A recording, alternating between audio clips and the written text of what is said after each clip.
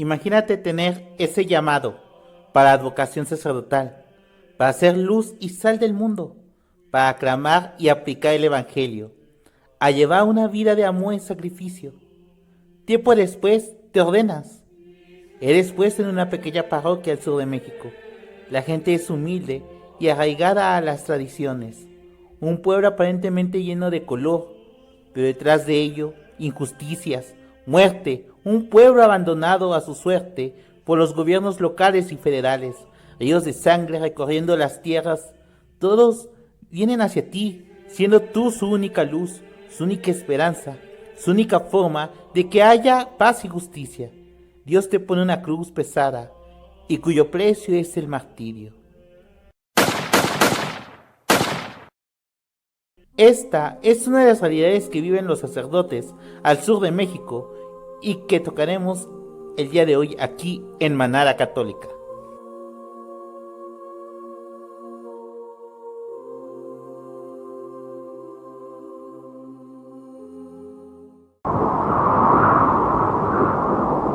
Para empezar, debemos de hablar cómo es el sur de México, uno de los lugares más bellos y ricos en recursos y cultura, pero también hoy en día es un lugar bastante violentado, desde caciques, pasando por el narco y grupos de autodefensa, un gobierno federal que no solo no cumple con dar con los servicios básicos, sino también que tiene conexiones con los grupos delictivos anteriormente mencionados, discriminación hacia los pueblos indígenas y otros pueblos principalmente arrasados por la violencia, pobreza extrema aunado al desplazamiento forzado de 26 millones de personas, extorsión de cobros de piso y comerciantes, artesanos y campesinos que viven al día y que si no logran pagar son brutalmente asesinados, inmigrantes provenientes de Centroamérica siendo interceptados y reclutados de forma forzosa, pueblos indígenas esclavizados, haciendo trabajo forzado en los campos de los cárteles mexicanos,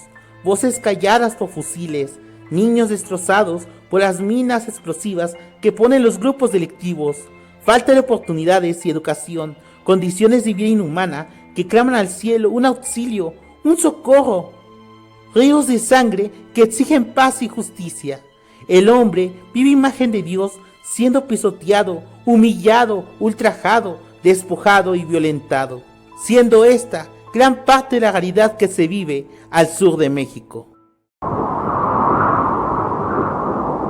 Ante la situación anterior mencionada, las diferentes denominaciones cristianas han intentado ayudar en lo que pueden. Por su parte, los protestantes daban despensas y ayuda humanitaria en la zona. Por su parte, los sacerdotes de la Iglesia Católica, ante la ausencia y abandono deliberado del gobierno y las autoridades, actúan como intermediarios entre los conflictos de los diferentes grupos delictivos, buscando y trabajando por la paz, denunciando las injusticias, con el respaldo de la Conferencia del Episcopado Mexicano y la Santa Sede, tanto protestantes como católicos, acompañando a la gente e intentando velar por las poblaciones en dicho territorio, haciendo entre ambos labores cristianas y humanitarias, y a su vez siendo luz y sal del camino, convirtiendo así la cruz un símbolo principalmente de esperanza, un símbolo de luz, un símbolo de justicia, ante un pueblo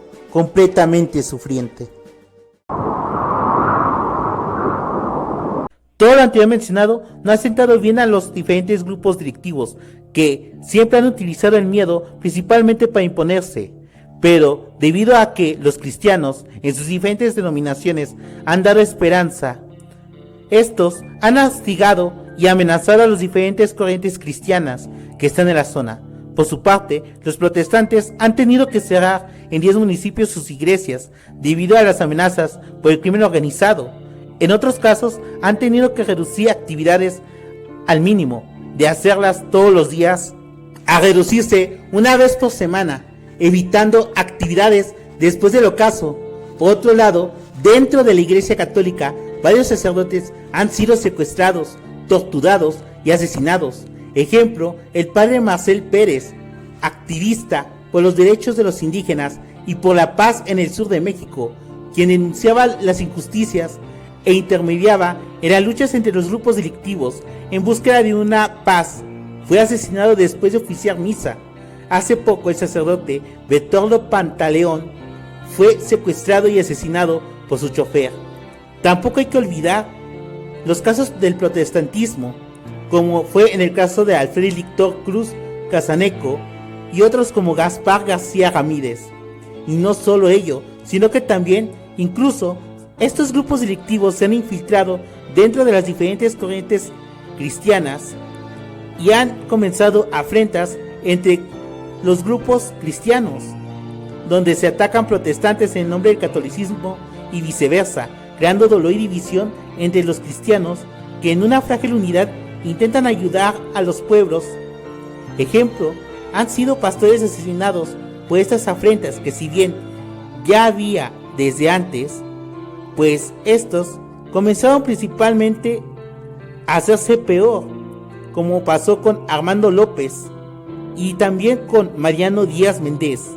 Tanto la Conferencia del Episcopado Mexicano como la Coordinación de Organización Cristiana de Chiapas han denunciado y condenado toda esta violencia y tratan de dar principalmente proclamando un alto a los ríos de sangre de los mártires. Todo esto ha hecho que en México sea uno de los lugares más peligrosos en América Latina para el ministerio sagrado, aquí según los expertos. En las últimas décadas, numerosos sacerdotes han sido asesinados en distintos puntos del país. Justamente para abordar el tema, le agradezco al doctor Yves Solís, profesor investigador de la Prepa Ibero, que tome la comunicación con Milenio. Muchas gracias, doctor, por su tiempo. Bienvenido. Tania, un placer estar contigo y con todo tu auditorio. Gracias, doctor.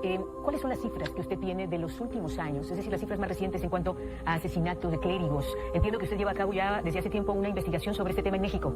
Así es correcto. Desde 1991 hasta 2025 ya hemos tenido más de 85 casos relacionados con asesinatos, ¿no? Que es el tipo de violencia que se está dando en algunas zonas del país. Y lo que hemos podido ver, los patrones en torno a esos asesinatos, es que al menos la mitad han sido provocados en zonas de alto conflicto entre grupos del crimen organizado, y en muchas ocasiones el propio crimen organizado ha sido quien ha perpetrado esos asesinatos, ¿no? Como lo vemos ahorita en la pantalla con el asesinato de Marcelo Pérez Pérez, y como la situación que estamos también viviendo en Guerrero, ¿no? Guerrero es el estado en el cual más casos de asesinatos contra sacerdotes se han dado en los últimos años. Con lo que sucedió el día lunes, sumamos más de 13 casos de sacerdotes asesinados. El primero en 2009 en la zona de Arcelia, y podemos ver un patrón de esta violencia que es el reflejo también del avance del crimen organizado. Sí. ¿Cuál es ese patrón? Es decir, ya que usted toca el punto de Guerrero, en esta entidad donde el mayor número de casos de asesinatos contra clérigos se da, 13 casos dice usted, recordemos que ahí desde el año pasado se hablaba de una especie de tregua que los propios clérigos habían logrado entre dos grupos criminales que se están disputando algunas de las zonas de esa entidad. ¿Qué papel está jugando ahora la Iglesia Católica para lograr pacificar un lugar? Y también cómo es que entonces están en el foco del crimen organizado, particularmente allí en Guerrero. Doctor. Sí, es correcto. Hay aproximadamente 9 grupos locales que están en pugna en la entidad, pero 2 grandes grupos, ¿no? Que son pues los grupos que también operan a nivel nacional. Y lo que podemos ver es que la zona donde más incidencia se ha dado es la zona de Tierra Caliente. ¿Sí? Esta zona fronteriza entre Guerrero, Michoacán y también el Estado de México. Sí, que son las zonas con mayor violencia. Sí. En particular tenemos aquí varias razones y explicaciones, ¿no? Me parece interesante poner en perspectiva lo que decía antier el secretario de Seguridad, Arfush, ¿no? Es muy importante porque hay una tendencia a criminalizar los sacerdotes, ¿sí? ¿Por qué se asesinan sacerdotes en México? ¿Y por qué en particular en Guerrero se asesinan sacerdotes? La primera razón es su participación en la defensa de derechos humanos. Hace 1 año y medio, 2 años, ustedes mismos en Milenio entrevistaron a Filiberto Velázquez, sacerdote católico que está muy involucrado en la defensa de derechos humanos. La otra razón es la participación que tienen a nivel de la pastoral. Y eso es algo interesante porque el secretario dejaba entender que no había hecho nada malo el sacerdote. Pero para ser sacerdote en tierras de narco es muy complejo, y a veces las molestias que tienen algunos miembros del crimen organizado no se debe forzosamente a la defensa de derechos humanos. Se debe también a la participación ritual de algunos miembros del crimen organizado. Se debe a veces a no ceder a presiones para hacer algunos sacramentos fuera de los templos. ¿sí? Tenemos casos, por ejemplo, muy difíciles donde se amenaza al sacerdote porque no deja que un miembro del crimen organizado participe de una procesión o cargue un santo. Entonces, lo que podemos ver es, uno, el sacerdote opera como un estabilizador social, ¿no? Como en el caso, por ejemplo, del padre Bertoldo, ¿no? Que a diferencia de Marcelo Pérez Pérez, que era un defensor de derechos humanos, que condenaba, por ejemplo, el negocio del AMBA, porque acordémonos que el crimen organizado no solamente trafica drogas, el crimen organizado en Guerrero en particular utiliza los recursos naturales, hay cobros de pisos, hay alianzas con los gobiernos locales, es decir, muchos jefes del crimen organizado también tienen empresas legales que son contratadas por los municipios. Entonces es muy difícil de repente en esta situación donde hay una gobernanza criminal poder establecer a quién molesta el papel del sacerdote. Pero si ya la autoridad federal sabe, incluso la estatal, en dónde operan estos grupos, ¿qué debería hacer el Estado mexicano para protegerlos, para que lleven a cabo su labor clerical como lo marca la ley, tanto de la Iglesia como también del Estado mexicano? En su investigación, ¿qué piden los sacerdotes con quien usted ha conversado? ¿Qué es lo que más les urge tener? Lo que nos dicen los sacerdotes es acabar con la hipocresía. Eso es algo muy complejo porque hay una criminalización del consumo de droga, hay una criminalización también de la compra-venta de drogas y eso aumenta los niveles de violencia. Los estudios que estamos llevando a cabo nos dicen de hecho que hay una privatización de la violencia. La violencia ya no es, como lo han pensado algunos sociólogos, politólogos, exclusividad del Estado. En México ya no es el caso desde hace varios años.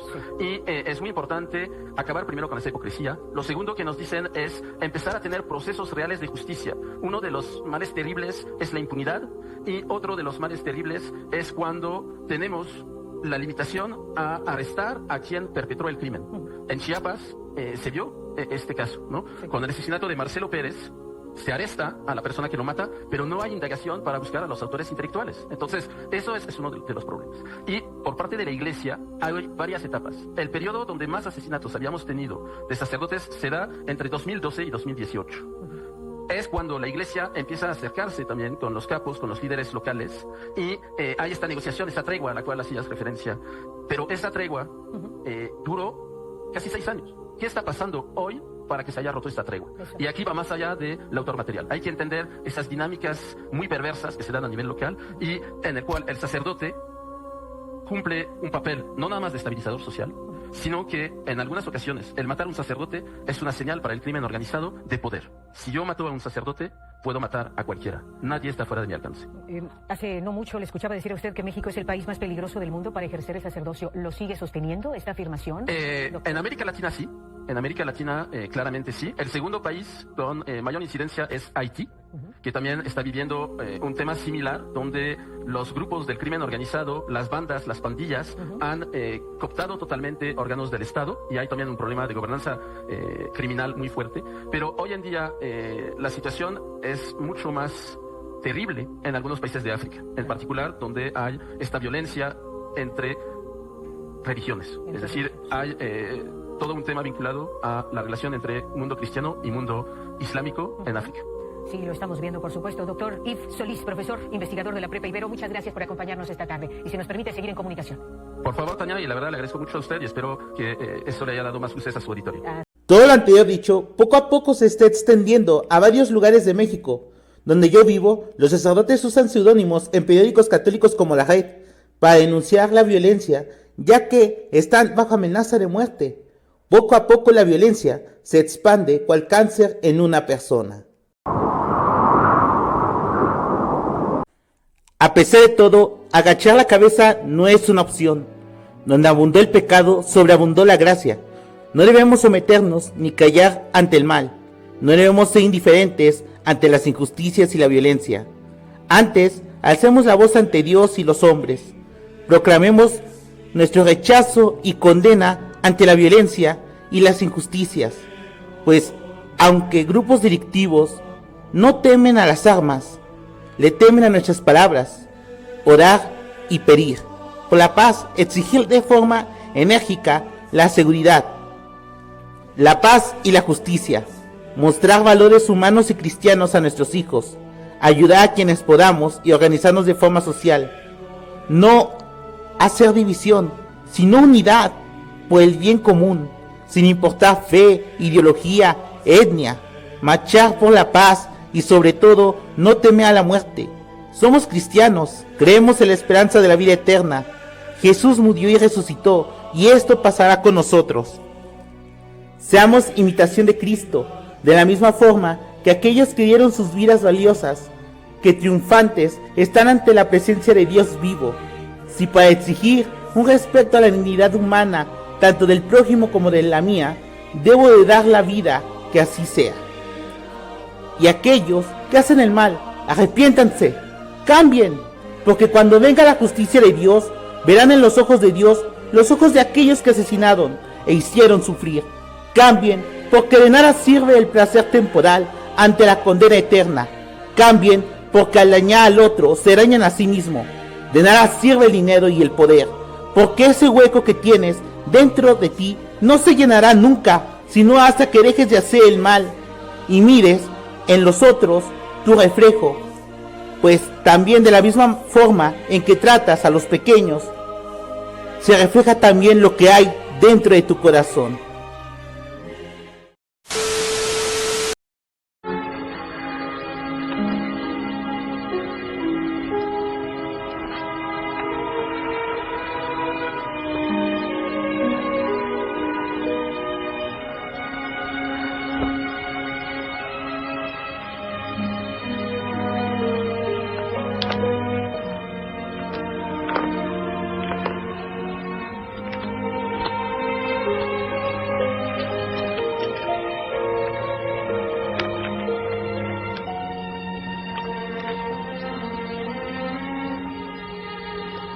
Esta es la oración que dice tu padre todos los días antes de la cena. Trae buena fortuna.